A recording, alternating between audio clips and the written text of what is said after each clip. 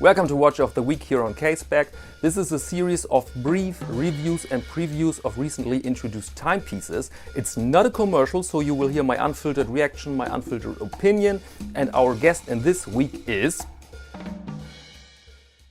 When I first saw this watch, I had to think of Don Draper, famous ad man from the series Mad Men. And why? Because he could pull it off. He could present us a office suburb life with commuted train and Betty at home, and it looked somewhat cool. And now this, a 60s inspired all-steel automatic watch with a case diameter of 36 millimeters, 36.5 to be precise. And the version with the off-white dial, let's be honest, it looks awesome. I know it's not the most original thing of the week here. On the contrary, it's an extremely conservative watch. Modest in every aspect, but it is a little Draper. It looks somewhat cool. And so let's examine it and let's find out why. First, the basics. Automatic watch, case diameter is 36.5 millimeters, the length is 44, thickness 10 millimeters plus crystal, so I would say 12, and luck width is 20. I mean, there you go. If you don't like small watches at all, this is not for you. But if you enjoy that genre in general, then please note that those measurements here represent perfection. And it goes on. Screw down crown, solid end links, sapphire crystal with coating from the inside, waterproof up to 100 meters. Again, perfection. After a train ride, a normality, a garden party, a business meeting, let's jump in the ocean with that watch. Won't be a problem. And as a lucky owner of a Rolex Datejust, I'm biased, yes. I have a weakness for this reduced look together with those measurements and the overall feel. But we have to see that a design or concept spreads only when it has proven that it's good, that it does the job.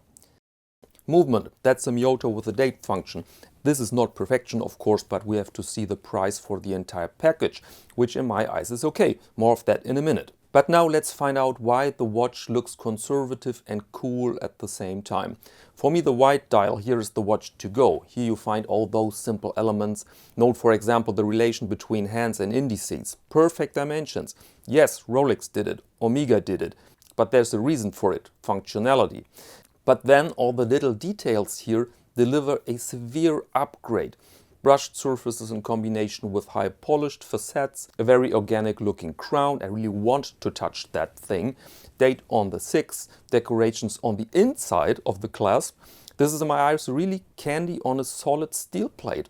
And solid it goes on. Drilled lug holes, Oyster bracelet, solid end links. This watch really seems to be the product of the watch lover. And in fact, the man behind the brand, John Mack, seems to be exactly that.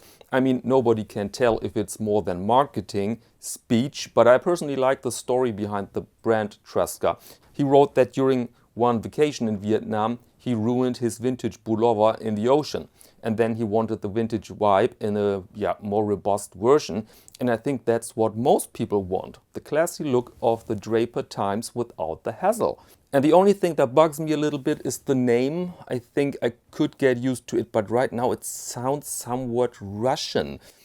Doesn't really fit to the watch, but okay, that's John's decision, and if it works, then yeah, good.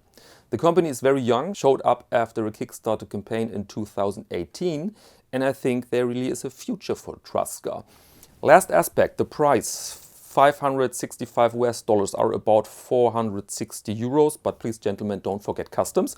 So in Europe you will end at around 500 euros, but I really find those both prices okay, US dollars and euros, and not by stomach, but by comparison with other micro brands and of course with other major brands.